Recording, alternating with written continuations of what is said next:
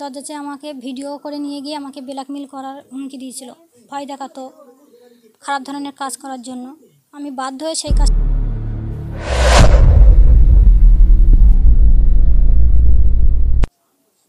নজর রাখছে এই মুহূর্তের চাঞ্চল্যকর খবরের দিকে। গোপন ছবি তুলে ব্ল্যাকমেইল করে একাধিকবার ধর্ষণ, এমনই চাঞ্চল্যকর অভিযোগ প্রতিবেশী এক যুবকের বিরুদ্ধে।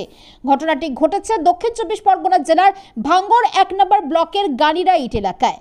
গৃহবধূর পরিবার সূত্রে দাবি, ঘরের জানালা ঠিক না থাকায় রাতে ঘরে শুয়ে থাকার গোপন ছবি তুলে ব্ল্যাকমেইল করতে শুরু করে প্রতিবেশী এক যুবক।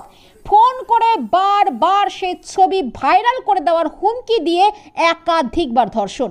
এই ঘটনায় ওই গৃহবধূর স্বামী প্রতিবাদ করতে গেলে তাকে গলায় ছুরি ধরে খুন করার হুমকি দেয় ওই যুবক।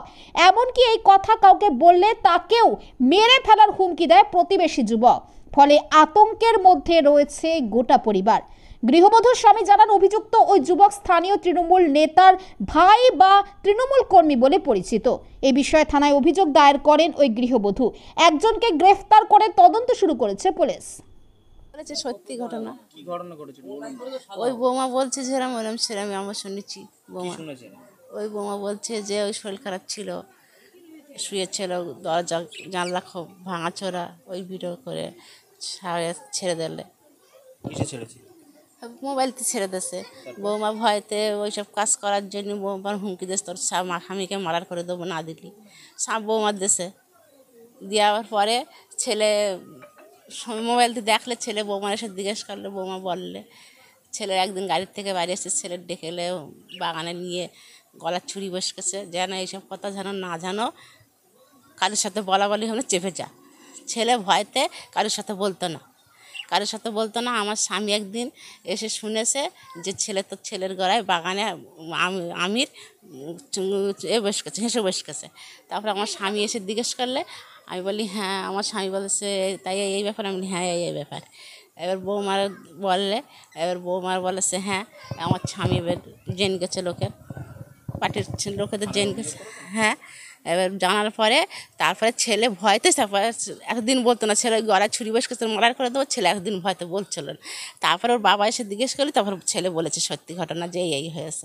তারপর পার্টির লোকের জেনে গে, তারপর পার্টির লোক বলছে যে এ যা কাজ, আমরা কিছু সিদ্ধান্ত নেবো না, থানায় চলে যাও।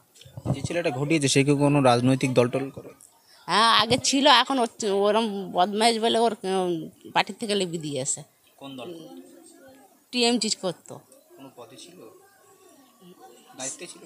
হ্যাঁ ছিল, গ্রামের দায়িত্ব ছিল, অত করতো বলে ওরা লিপি দিয়েছে। কোনো রাজনৈতিক প্রভাব খাটানো হয়েছে বলে মনে করছেন? আমি এটা জানি না। আমি তো গরিব মানুষ, না খাটলে খাওয়া হবে না। রাত বেরোতে বাড়িতে থাকি না।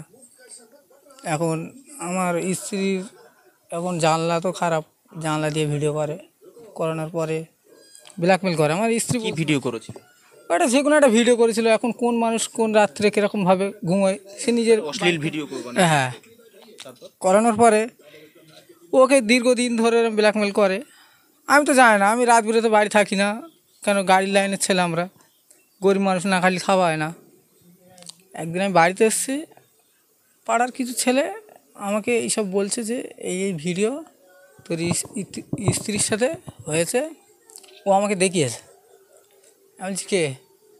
এ আমির মোল্লার নাম করলো। তা আমি বলছি বাড়ির কথা না শুনে বাড়িতে গিয়ে একবার শোনা দরকার। তারপরে স্ত্রীকে এসে জিজ্ঞাসা করি, ও বলছে হ্যাঁ এই হয়েছে। তারপরে প্রায় পাড়ার লোক সব জেনে গেছে। থানায় অভিযোগ দায়ের করেছেন? দায়ের তো করেছি। কোনো পুলিশ কোনো ব্যবস্থা নিয়েছে?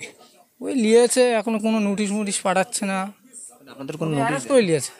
যে এই ঘটনা ঘটেছে তাকে গ্রেপ্তার করেছে? হ্যাঁ। আপনারা কি চাইছেন? ও শাস্তি চায়। এই যে ঘটনা কতদিন ধরে ঘটছিল? এ তো আমি ঠিক বলতে পারবো না, স্ত্রী জানে। কিন্তু আমি যতটা শুনেছি 20-20 দিন এরকম। আপনার স্ত্রীর সঙ্গে কি শারীরিক সম্পর্ক করেছে? এখন স্ত্রী জানে। আপনার সঙ্গে আমাকে তো খুলে বলতে পারছে না, ভয় পাচ্ছে। ও তো বলছে যে আমার সাথে এরকম 3-4 বার এরকম জোর জবরদস্তি এইসব করেছে বলেছে? পুলিশ কি বলছে? পুলিশ কি বলছে মানে পুলিশ সেদিনকার ভাঙড় থানায় গিয়ে এফআইআর করেছি। স্থানীয় স্থানীয় যারা তৃণমূলের বা শাসক ক্ষমতায় রয়েছে তাদেরকে জানিয়েছেন? হ্যাঁ, সব জানানো আছে। ওরা বলছে যে এই কেসে আমরা করতে পারবো না, এ খুব দূর, খুব মানে কোনো ব্যবস্থা নিতে হবে? হ্যাঁ, বলে যদি অন্য মারপিট ঝগড়া হলে আমরা থামতুম করে দিতাম, কিন্তু এই কেসে আমরা যেতে পারবো না, ডাইরেক্টলি বলেছে। তারপর পাড়ার কিছু কিছু ভাইরা বলেছে, বলে তোর পাশে আমরা আছি, কোনো ভয় করিস না, তুই চ ডাইরেক্ট থানায়। তারপরে সেইদিনকার রাত্রে আসছিলাম না, শুনে ওরা তো জানতে পেরেছে যে এই হয়েছে, মানে সারা পাড়া করে দিচ্ছে।